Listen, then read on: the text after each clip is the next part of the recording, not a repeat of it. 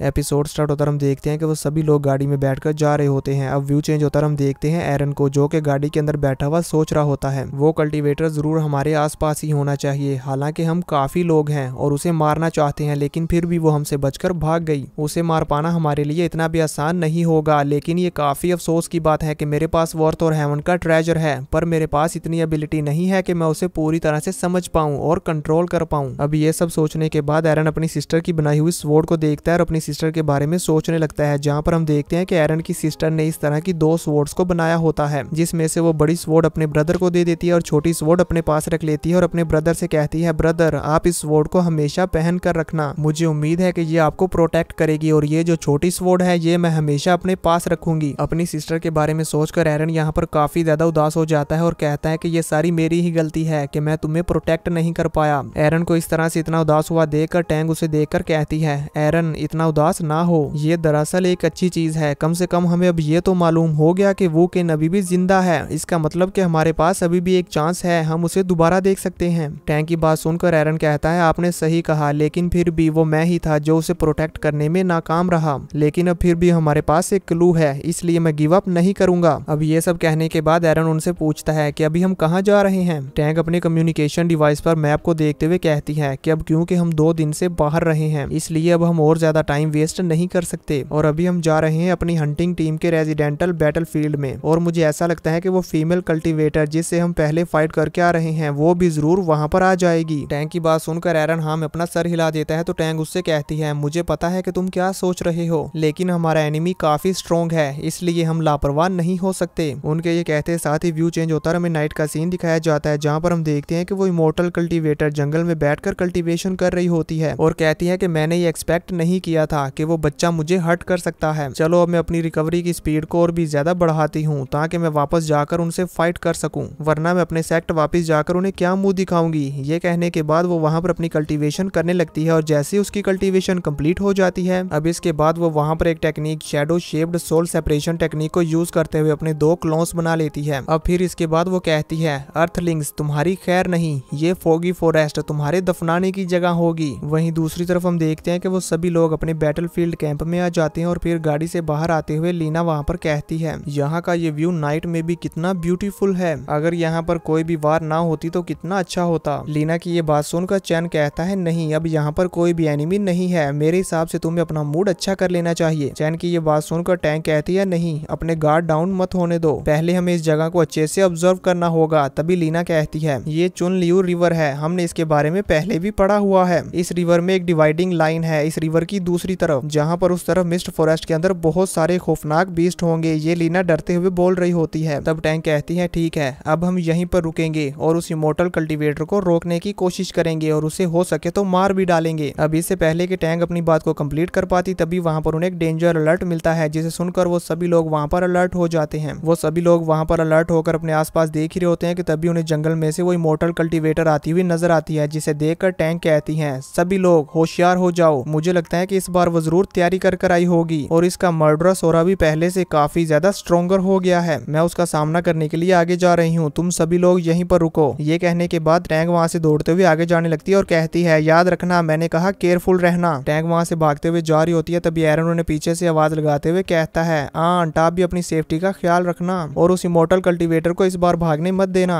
एरन की ये बात सुनकर वो इमोर्टल कल्टीवेटर हंसते हुए कहती है, मुझे पकड़ना इतना भी आसान नहीं है। ये कहते हुए वो टैंक पर अपनी स्वॉर्ड के साथ अटैक करती है, लेकिन टैंक उसके इस अटैक को डोज कर लेती है और फिर वो इमोर्टल कल्टीवेटर उससे कहती है, आओ मुझे फॉलो करो और पकड़ के दिखाओ। वो इमोर्टल कल्टीवेटर वहां से भागकर जंगल की तरफ जाने लगती है तो टैंक भी उसका पीछा करने लगती है और कहती है, तुम इमोर्टल कल्टीवेटर्स तुम सिर्फ यहाँ से भागकर ही जा सकते हो। टैंक उस इमोर्टल कल्टीवेटर का पीछा करते करते जंगल में काफी दूर आ जाती है और सोचती है, आखिर ये इमोर्टल कल्टीवेटर मुझसे बचकर क्यों भाग रही है, मुझे जितनी जल्दी हो सके वापस एरन और बाकी सभी के पास जाना है, इसलिए मुझे जल्दी से छुटकारा हासिल करना होगा। अभी एरन यहाँ पर ये सब कुछ सोचते हुए उस इमोर्टल कल्टीवेटर के पीछे भाग ही रही होती है कि तभी हम देखते हैं वो इमोर्टल कल्टीवेटर एक पेड़ के ऊपर रुक जाती है और अपनी 2 स्वॉर्ड्स को यूज करते हुए टैंक के ऊपर अटैक कर देती है। टैंक उसके इस अटैक को बड़ी मुश्किल के साथ जंप करते हुए डोज कर लेती है। तभी वो इमोर्टल कल्टीवेटर उनके ऊपर और भी काफी सारी स्वॉर्ड्स के साथ अटैक करती है। टैंक उन्हें डोज करते हुए एक पेड़ के पीछे आकर छुप जाती है और फिर अपनी गन को यूज करते हुए उस इमोर्टल कल्टीवेटर के ऊपर टारगेट सेट करके फायर कर देती है। इसी के साथ व्यू चेंज होता है, हम दूसरी तरफ एरन और बाकी सभी को देखते हैं। एरन यहाँ पर आंट के बारे में सोचकर परेशान हो रहा होता है और कहता है मैं नहीं जानता कि उनके साथ क्या हो रहा होगा, क्या वो उस इमोर्टल कल्टीवेटर को हैंडल कर भी पाएंगी या नहीं। एरन को इस तरह से परेशान होते हुए देखकर ऑस्कर वहां पर आ जाता है और उसके कंधे पर हाथ रखते हुए कहता है कि आप ज्यादा परेशान ना हो, यंग मिस बहुत ही ज्यादा पावरफुल हैं, वो जरूर ठीक होंगी। तो एरन उसे कहता है कि मैं हमेशा उनके चले जाने के बाद थोड़ी सी बेचैनी महसूस करता हूँ, मुझे लगता है कि जरूर कुछ ना कुछ गलत है। तभी लीना अपने वेपन को नीचे रखते हुए कहती है आप सभी लोग फिक्र ना करें, यंग मिस जरूर ठीक होंगी। अगर यंग मिस जल्दी ही वापस नहीं आई तो फिर हम सभी लोग उन्हें ढूंढने के लिए जाएंगे। और फिर वो वहां पर अपना हाथ उठाते हुए कहती है यूनिटी इज स्ट्रेंथ,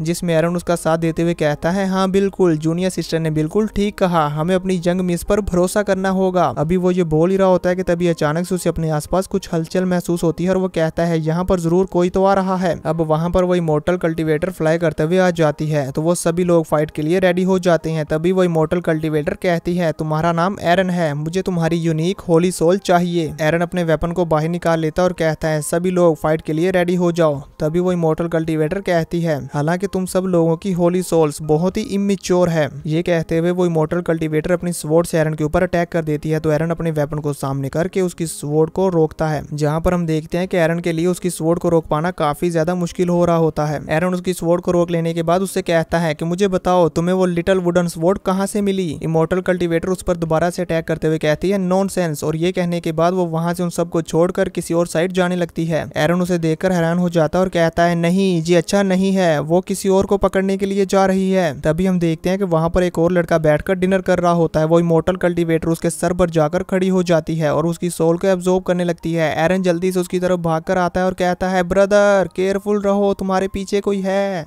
लेकिन हम देखते हैं कि तब तक काफी देर हो चुकी थी क्योंकि उस इमोर्टल कल्टीवेटर ने उसकी सोल को एब्जॉर्ब कर लिया था। उस इमोर्टल कल्टीवेटर को उस लड़के की सोल को एब्जॉर्ब करते हुए देखकर एरन को समझ आ जाता है और कहता है तो ये वजह है कि ये हम अर्थलिंक्स की सोल को एब्जॉर्ब करती है ताकि ये अपनी पावर को बढ़ा पाए। तभी हम उस इमोर्टल कल्टीवेटर को देखते हैं जिसकी उस लड़के की सोल को एब्जॉर्ब करने की वजह से पावर काफी ज्यादा बढ़ चुकी होती है और वो कहती है हालांकि इसकी होली सोल इमेच्योर है लेकिन फिर भी डिलीशियस है, मैं पहले से काफी अच्छा महसूस कर रही हूँ। ये कहने के बाद वो वहां पर अपनी पावर्स को यूज करते हुए एक एनर्जी बॉल बना लेती है और एरन और बाकी सभी पर उस बॉल से अटैक कर देती है। वो सभी लोग जल्दी से वहां पर जंप करके उसके इस अटैक को डोज कर लेते हैं। अब वो सभी लोग उसके अटैक से बचकर अपने आप को संभाल लेते हैं तो एरन उन सभी में से चलता हुआ आगे आ जाता है। एरन को इस तरह से आगे बढ़ते हुए देखकर वो सभी लोग कहते हैं एरन वापस आ जाओ, तुम उसके साथ फाइट नहीं कर सकते। तो एरन उसे कहता है नहीं, मैं पीछे नहीं हट सकता, सिर्फ यही जानती है कि मेरी सिस्टर कहाँ है तो मुझे इससे पूछना ही होगा। फिर वो उससे कहता है जल्दी बताओ मेरी सिस्टर कहाँ पर है। यहाँ पर वो इमोर्टल कल्टीवेटर कहती है कि तुम इस लायक नहीं हो कि मैं तुम्हारे क्वेश्चंस का आंसर करूं, आज मैं तुम्हें डेफिनेटली मार डालूंगी। ये कहने के बाद वो फिर से अपनी टू स्वॉर्ड्स को यूज करते हुए एरन पर अटैक कर देती है तो एरन भी भागते हुए उसकी तरफ जाने लगता है और जंप लगाकर उसके उन दोनों अटैक्स को डोज कर लेता है और इसी के साथ उस इमोर्टल कल्टीवेटर के ऊपर अटैक कर देता है। लेकिन वो इमोर्टल कल्टीवेटर अपने सामने एक शील्ड बनाकर एरन के अटैक को ब्लॉक कर लेती है और कहती है ये छोटी मोटी ट्रिक्स मेरे ऊपर काम नहीं करेंगी। और फिर वो एरन को पीछे की तरफ हवा में फेंक देती है और उसके ऊपर अपनी स्वॉर्ड्स के साथ अटैक कर देती है। एरन बहुत ही ज्यादा मुश्किल के साथ उसके उन तीनों अटैक्स को डोज करता है। एरन को इस तरह से उस इमोर्टल कल्टीवेटर के साथ फाइट करते हुए देखकर लिन, लीना, चैन काफी हैरान हो जाते हैं और कहते हैं ब्रदर एरन केयरफुल। तो एरन उस इमोर्टल कल्टीवेटर के अटैक्स को डोज करते हुए कहता है मैं ठीक हूँ, तुम सभी लोग जैसे ही तुम्हें कोई ना कोई अपॉर्चुनिटी नजर आए तो तुम भी इसके ऊपर अटैक करना। अब हम देखते हैं कि एरन उस इमोर्टल कल्टीवेटर के अटैक्स को डोज करने के बाद जंप लगाकर उस इमोर्टल कल्टीवेटर के ऊपर अपने वेपन से अटैक करता है। लेकिन वो इमोर्टल कल्टीवेटर उसके इस अटैक को डोज कर लेती है और फिर उसे एक जोरदार किक करती है जिसकी वजह से एरन नीचे जमीन पर आकर गिरता है और उसकी हालत भी यहाँ पर खराब हो जाती है। तभी वो इमोर्टल कल्टीवेटर फिर से अपने वेपन्स को यूज करते हुए एरन के ऊपर अटैक कर देती है तो एरन अपनी स्वॉर्ड के साथ उसके इस अटैक को डिस्ट्रॉय कर देता है। तो वो इमोर्टल कल्टीवेटर उससे कहती है कि तुम तो काफी बहादुर हो, चलो फिर आज तुम्हारी फुल स्ट्रेंथ देखते हैं। ये कहते हुए वो वहां पर अपना एक बहुत ही ज्यादा पावरफुल अटैक बना लेती है और कहती है आज मैं तुम्हें मार डालूंगी। इसी के साथ वो उस पर हमला कर देती है तो एरन भी भागते हुए अपनी स्वॉर्ड के साथ उसकी स्वॉर्ड को रोकने की कोशिश करता है। यहाँ पर हम देखते हैं कि इन दोनों की ये टक्कर काफी जबरदस्त होती है। एरन उसके इस अटैक को रोकने की बहुत कोशिश करता है लेकिन उसका ये अटैक काफी स्ट्रॉन्ग था जिसकी वजह से एरन पीछे जाकर बहुत बुरी तरह से गिरता है और फिर अपने आप को संभालते हुए कहता है कि इसकी पावर का प्रेशर तो काफी ज्यादा स्ट्रॉन्ग है। तो अब वो इमोर्टल कल्टीवेटर एरन के पास आ जाती है और उस पर अपनी स्वॉर्ड के साथ हमला करके उसे मारने ही वाली होती है कि तभी सभी लोग मिलकर उसके ऊपर अटैक कर देते हैं। लेकिन वो इमोर्टल कल्टीवेटर उन सभी का सामना भी बहुत आसानी से कर लेती है और उनके ऊपर अटैक करके उन सभी को पीछे पीछे फेंक देती है और कहती है तुम सभी लोग मेरा सामना नहीं कर सकते, तो इसलिए मुझ पर अटैक मत करो, तुम लोग ऐसा करके सिर्फ और सिर्फ अपना टाइम वेस्ट करोगे। लेकिन हम देखते हैं कि लिन पीछे नहीं हटता और कहता है चलो देखते हैं। ये कहते हुए लिन भागते हुए उस इमोर्टल कल्टीवेटर के ऊपर अटैक करने के लिए आगे बढ़ता है। तो चैन अपनी एक टेक्निक को यूज करते हुए लिन की पावर को बूस्ट कर देता है, जिसकी वजह से हम देखते हैं कि लिन का अटैक काफी ज्यादा पावरफुल हो जाता है और वो अपने वेपन के साथ इमोर्टल कल्टीवेटर के ऊपर एक अटैक करता है, जिससे हम देखते हैं कि वो इमोर्टल कल्टीवेटर बहुत ही आसानी से ब्लॉक कर लेती है और फिर लिन के ऊपर अटैक करके उसे पीछे फेंक देती है। लिन को इस तरह से हारा हुआ देखकर चैन को काफी ज्यादा गुस्सा आ जाता है, इसलिए वो अपनी फुल पावर को यूज करते हुए लीना और ऑस्कर की पावर को बढ़ा देता है, जिसकी वजह से लीना और ऑस्कर एक साथ आगे बढ़ते हुए इमोर्टल कल्टीवेटर के ऊपर अटैक करते हैं। लेकिन वो इमोर्टल कल्टीवेटर उनके अटैक को भी अपनी शील्ड से ब्लॉक कर लेती है और फिर वो अपनी उसी शील्ड को यूज करते हुए लीना और ऑस्कर को काफी बुरी तरह से इंजर्ड कर देती है। अब वो उन सभी को घायल करने के बाद उनके पास चली जाती है और कहती है तुम सब लोगों की सोल को एब्जॉर्ब कर लेने के बाद मैं अपने ब्रेक थ्रू को कंप्लीट कर लूंगी और फिर उसके बाद मैं बैटल सिटी को पूरी तरह से डिस्ट्रॉय कर दूंगी और उसके अंदर से अर्थ और हेवन के ट्रेजर को ढूंढ निकालूंगी और जब वो टाइम आएगा तब मेरे सेक्ट की एग्जिस्टेंस इनविंसिबल हो जाएगी।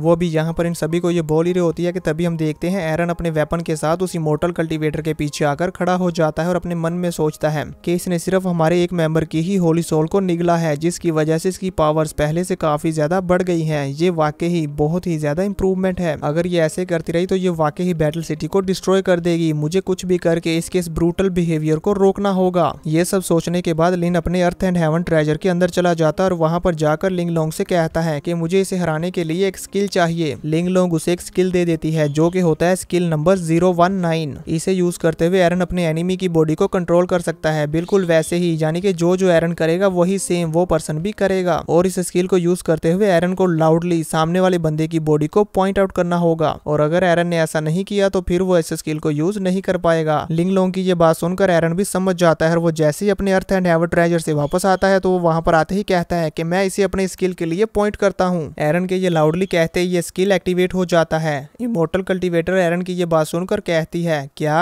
ये लड़का फिर से मेरे साथ किस तरह की चालें खेल रहा है। एरन कहता है अब आएगा मजा और इसी के साथ वो वहां पर एक ईवल स्माइल करता है।